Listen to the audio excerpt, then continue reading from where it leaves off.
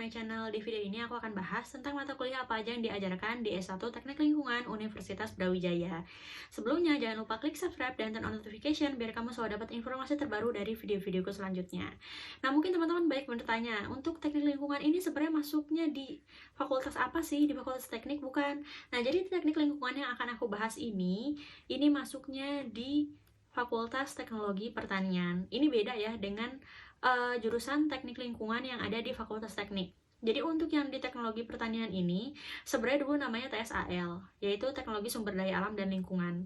Sekarang namanya Program Studi Teknik Lingkungan. Ya, untuk mata kuliah sendiri di sini aku akan bahas biar teman-teman bisa ngebedain dengan mata kuliah yang ada di jurusan Teknik Lingkungan di Fakultas Teknik, ya, biar nanti nggak salah pilih. Nah, jadi di sini teman-teman pastikan ya, untuk di teknologi pertanian memang ada mata kuliah, bukan mata kuliah sih, banyak prodi yang memang mirip dengan yang ada di Fakultas Teknik. Tapi untuk mata kuliahnya sendiri memang berbeda dan nanti juga akan mempengaruhi ijazah dan gelar yang akan teman-teman terima. Jadi kalau di FTP untuk gelarnya sendiri bukan ST, jadi STP. Untuk beberapa tahun terakhir ini katanya gelarnya sudah diganti jadi ST sih.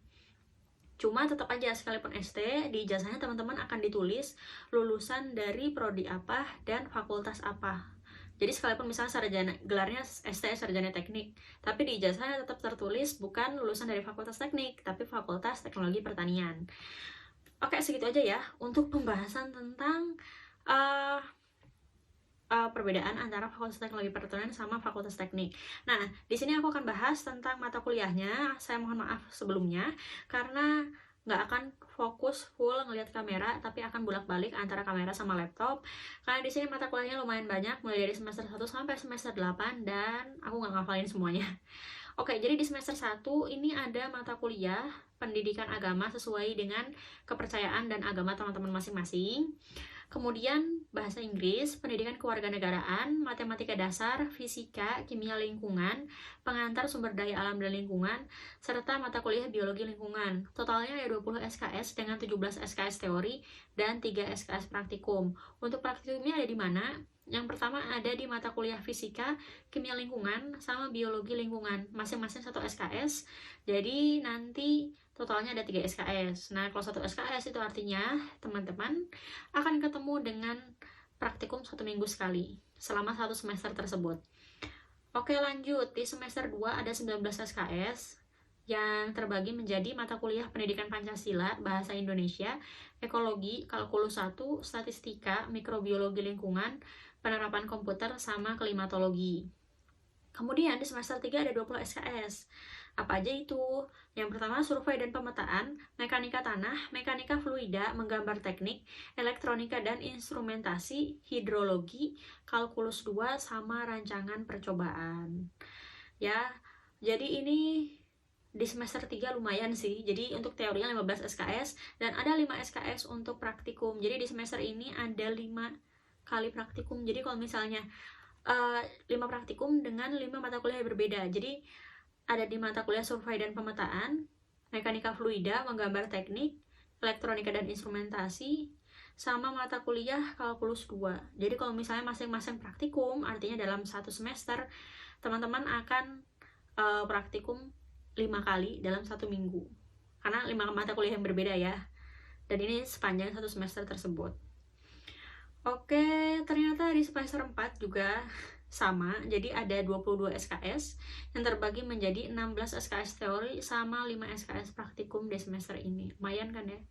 Sama seperti semester 3 tadi, jadi untuk praktikumnya ini ada terbagi di 5 mata kuliah.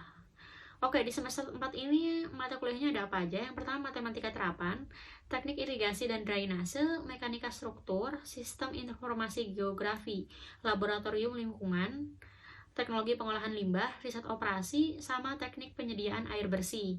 Untuk praktikumnya sendiri ada di mana? Ada di mata kuliah teknik irigasi dan drainase, mekanika struktur, laboratorium lingkungan, teknologi pengolahan limbah, sama teknik penyediaan air bersih. Jadi di 5 mata kuliah tadi, semuanya ada praktikum masing-masing 1 SKS, dan praktikumnya seminggu sekali selama 1 semester tersebut. Kalau ditanya sibuk apa enggak, udah pasti sibuk banget ya. Jadi kuliah di FTP ini nggak seperti di sinetron ataupun di FTV. Kuliahnya beneran yang kuliah nggak punya masa muda gitu. Jadi benar-benar full ya kampus, laboratorium. Kalau misalnya teman-teman rajin ya sesekali ke perpustakaan, sisanya ya udah ngerjain laporan. Jadi kalau misalnya praktikum kan kita nggak tiba-tiba masuk ke laboratorium kan. Sebelum masuk ke laboratorium kita harus buat tiket masuknya dulu, kayak proposalnya gitu. Habis itu kita praktikum, selesai praktikum kita buat laporan. Kalau dalam satu minggu aja teman-teman praktikum 5 kali, udah bisa dibayangkan kan kapan praktikumnya, kapan bikin laporannya, kapan bikin TM-nya. Kalau misalnya anggap aja misalnya bikin TM H-1 praktikum, ya otomatis teman-teman nggak punya hari buat beristirahat, kecuali weekend sih. Oke, nah untuk di kuliah sendiri, untuk liburnya itu Sabtu Minggu ya kalau untuk di UB. Beda sama yang di kampus lain. Mungkin kalau kampus lain ada yang hari Sabtu tetap masuk, tapi kalau di UB Sabtu Minggu libur. Jadi kalau misalnya 5 praktikum dalam 1 minggu, ya berarti Senin sampai Jumat praktikum. Tapi nggak menutup kemungkinan juga kalau misalnya ada praktikum saat weekend. Karena dulu saya sering banget praktikum saat weekend, termasuk tengah malam juga pernah praktikum. Oke, lanjut di semester 4. Oh, semester 4 udah ya. Di semester 5 ini ada 22 SKS dan untungnya 18 SKS teori serta 2 SKS untuk yang praktikum. Jadi nggak terlalu banyak untuk praktikumnya. Nah, untuk semester 5 ini mata kuliahnya ada metode ilmiah, ekonomi teknik, satuan operasi teknik lingkungan, K3 dan ergonomika, metode numerik, analisis lingkungan, perancangan dan manajemen DAS, teknik konservasi lingkungan, sama analisis sistem lingkungan. Kemudian di semester 6 ada 21 SKS yang terbagi menjadi 14 SKS teori dan 4 SKS praktikum. Untuk mata kuliahnya sendiri ada apa aja? Yang pertama, pengembangan kepribadian dan etika profesi, kewirausahaan, model dan simulasi, AMDAL, pengelolaan proyek, teknik penanganan limbah B3, perencanaan bangunan unit pengolahan limbah, serta teman-teman bisa milih salah satu antara PKL atau KKN. Jadi di sini nggak ada paksaan sih harus PKL atau KKN. Kalau misalnya lebih prefer mana, biasanya anak-anak lebih memilih PKL. Kenapa? Karena kita bisa belajar dari orang sih. Kalau KKN kita lebih banyak kita memberi, karena kita ke masyarakat kan, kita memberikan ilmu yang sudah kita dapatkan di kampus kemudian diterapkan kepada masyarakat. Kalau PKL justru kita mendapatkan informasi atau pengetahuan baru dari tempat di mana kita PKL gitu. Biasanya ke industri atau kalau enggak ya ke dinas kayak gitu. Kemudian di semester 7 itu ada skripsi dan tugas akhir sama 4 mata kuliah pilihan, totalnya ada 15 SKS. Dan di semester 8 ada 3 mata kuliah pilihan, totalnya 6 SKS. Jadi totalnya selama kuliah 8 semester atau 4 tahun itu ada 145 SKS. Sedikit lebih banyak dibandingkan yang ada di prodi lain kan. Di prodi lain rata-rata 144 SKS. Di TL ini aja yang ada 145 SKS. Gitu ya. Terus udah itu di semester 7 sama 8 ini kan mata kuliahnya pilihan. Apa aja sih yang bisa dipilih di mata kuliah pilihan TL ini? Nah, jadi ini pilihannya ya. Untuk di semester ganjil, teman-teman bisa milih antara teknologi bersih, pencemaran udara, ekotoksikologi lingkungan, sosiologi lingkungan, hidrologi lanjut, drainasi dan sewage, serta mata kuliah pilihan pemanasan global dan perubahan iklim. Teman-teman bisa milih salah satu di antara semua itu, dan ini semua mata kuliahnya tidak ada praktikumnya, jadi full teori aja. Di semester ke-6 ada mata kuliah pilihan irigasi tertutup, audit lingkungan, mitigasi dan manajemen bencana, standarisasi dan manajemen mutu, epidemiologi lingkungan, transport polutan, sama bioassessment sumber daya alam dan lingkungan. Jadi teman-teman bisa milih salah satu di antara mata kuliah tersebut di semester genap, dan semua mata kuliah ini tidak ada praktikumnya. Kenapa saya bilang kayak praktikum itu susah banget? Bukan susah banget sih, praktikum itu sangat menguras energi dan waktu.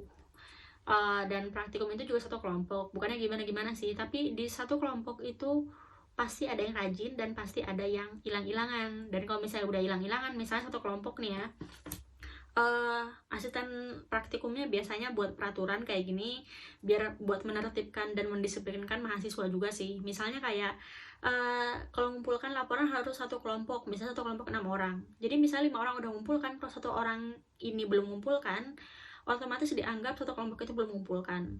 Kalau misalnya satu orang ini akhirnya mengumpulkan kemudian telat, yang dikasih nilai minus itu satu kelompok semua, bukan dia aja. Nah, jadi lumayan meresahkan ya. Nah, jadi teman-teman harus mempertimbangkan itu juga. Kalau misalnya teman-teman merasa saya itu nggak suka praktikum, jangan masuk di Fakultas Teknologi Pertanian. Karena kenapa? Semua jurusannya itu ada praktikumnya. Dan yang di TL ini menurut saya itu lumayan berat banget. Kalau saya lihat teman-teman yang kuliah di TL itu ya hampir tiap hari itu ya di laboratorium. Jadi kemana-mana itu pakai jasa laboratorium kecuali pas ke dalam kelas. Ya, kalau misalnya teman-teman merasa menyukai praktikumnya, menyukai mata kuliahnya, silahkan mendaftar di TL. Untuk di TL sendiri bisa didaftari melalui jalur SNMPTN, SBMPTN, sama seleksi mandiri. Kalau untuk yang seleksi mandiri atau ujian mandiri, teman-teman bisa lihat di website resmi UB, yaitu di selma.ub.ac.id. Oke, terima kasih sudah menonton video ini sampai akhir. Kalau teman-teman punya pertanyaan lain terkait TL atau bioproses atau keteknikan pertanian dan lingkup perkuliahan yang ada di Universitas Brawijaya, bisa tanya di kolom komentar di bawah ini dan aku akan bahas di video selanjutnya. Terima kasih.